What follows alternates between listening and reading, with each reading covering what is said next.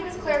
I'm representing the Institute of International Education today, and it is really a pleasure to be here. Thank you to Harjeev and Ajit for inviting us.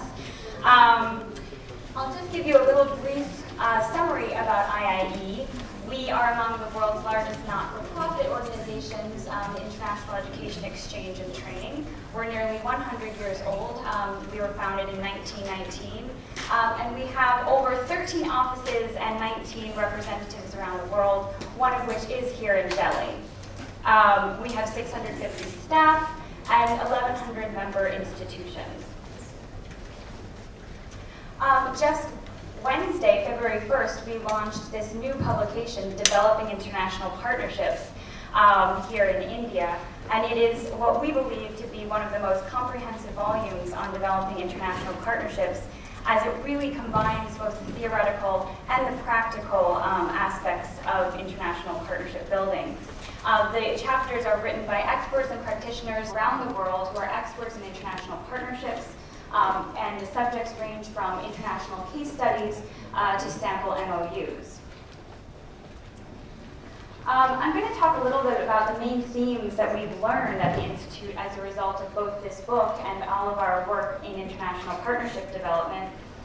Two of the main things that we've seen is that there's a growing recognition that academic internationalization is as much a process of outward engagement as internal restructuring. Also, we've seen an increasing need for academic institutions to position themselves with emerging global systems of higher education, India being at the forefront of that desire. Partnerships are being asked to do a lot. And actually, one of the main things that we try to do in our programs for especially U.S. higher education institutions is to manage expectations. Partnerships are capable of so much from being a really transformative experience, but we really have to manage expectations in terms of all that partnerships can do. We're being asked, I'll just mention a few that are more specific to U.S.-India collaboration. For instance, developing international capacity of faculty and staff, advancing research by connecting institutions and scholars, and then supporting and enhancing international ties or interests of the surrounding communities. We've seen many U.S. institutions want to develop ties with India because they want to better serve the South Asian populations in their communities, of which there are quite a lot.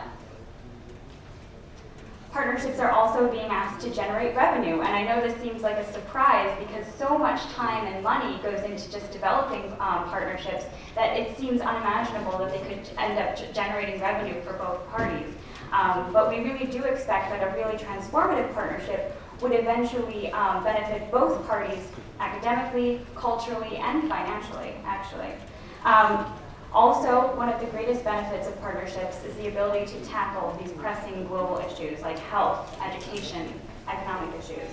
And finally, we all know that education is really one of the most effective agents of self-diplomacy and can really help further relations between two countries. We see a range of types of partnerships, and this might not be new to most of this audience, but we see student and faculty exchanges, collaborative research, faculty development activities. Perhaps joint and double degree programs haven't quite yet hit the U.S.-India partnership realm yet, but what we will see is definitely an area for growth in administrative and staff exchanges. I know yesterday we definitely discussed this idea of higher education management and the sharing of best practices in that area. Branch campuses, maybe not quite yet, but certainly networks and consortia, and especially in this fiscal climate, people really need to leverage resources and combine their resources in order to develop good partnerships. We have identified through several of our programs and some of our research some of the key aspects of long-lived partnerships and more sustainable ones. Two of them I'm going to really highlight here. So the first is the integration of institutional mission and core curricula. So really making sure that the partnership activities come back to the campus and are really integrated into all that happens on the campus. And then while partnerships begin with faculty, often, there should be, over time, there should be an institutional development. And finally, baseline support by the respective institutions. Now this is a big one. This deals with the fiscal aspect of the partnership. So this deals mostly with upper administration.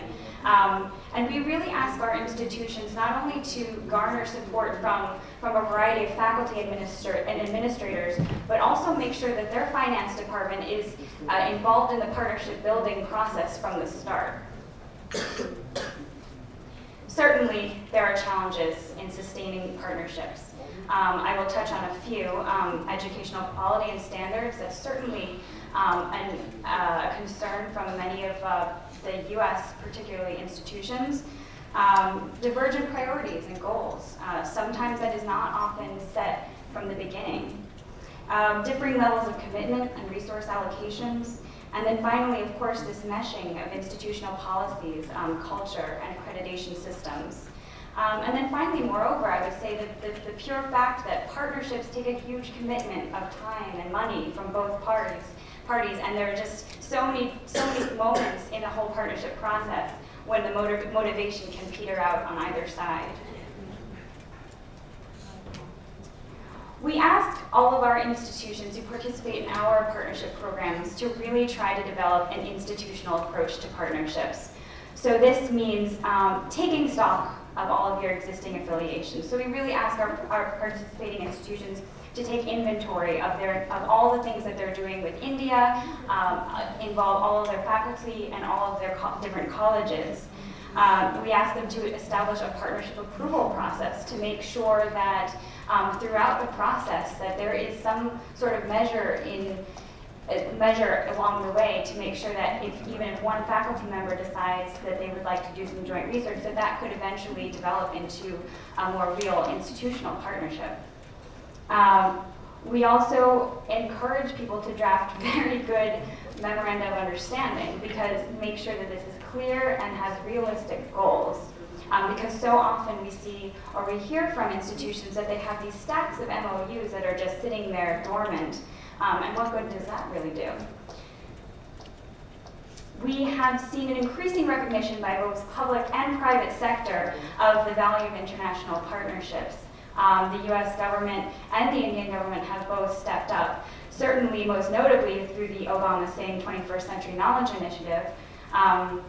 And we'd like to really commend our colleagues at USIEF for really taking the lead on one of those partnership initiatives that's really going to help foster and give seed money to US and India institutions to develop solid partnerships. And they're not necessarily funded. The State Department has developed this Passport to India initiative that is trying to get US students over to India for internships. At IIE, we also recognize the value and importance of international partnerships, and we therefore created the Center for International Partnerships in Higher Education. Our goal there is to develop and execute programs that help US, particularly higher education institutions, to develop sustainable and strategic partnerships. One of our flagship programs is the International Academic Partnership Program, or IAPP, which began in 2009 through a grant from the Department of Education.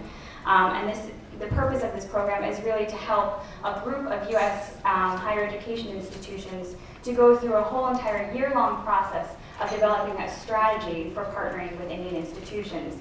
And then my colleague Veena Soman and I have just been here this past week on a kind of partnership-related tour, providing these 24 administrators and faculty with a view of the higher education landscape in India.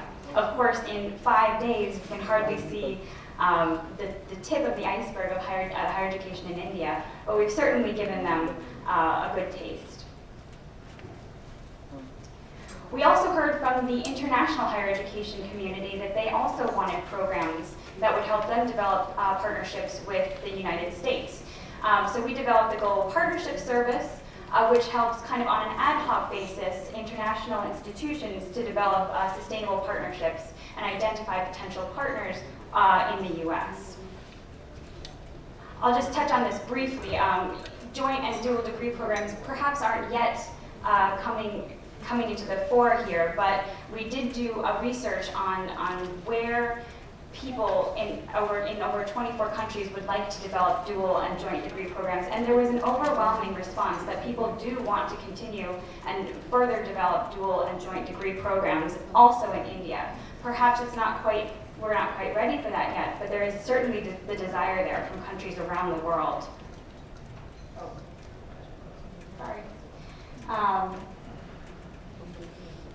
And then finally, while I have a few higher education administrators here from Indian universities, I'll just mention briefly our network, which is made up of over 1,100 corporations, higher education institutions, and organizations from around the world.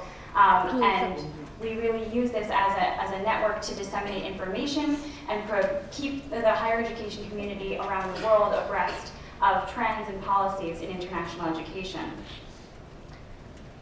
So I'm going to stop here, but I would also just take a few questions and then mention that my colleague Meena Salwan is here, Public Affairs Manager at IIE, and she can also answer any questions you may have.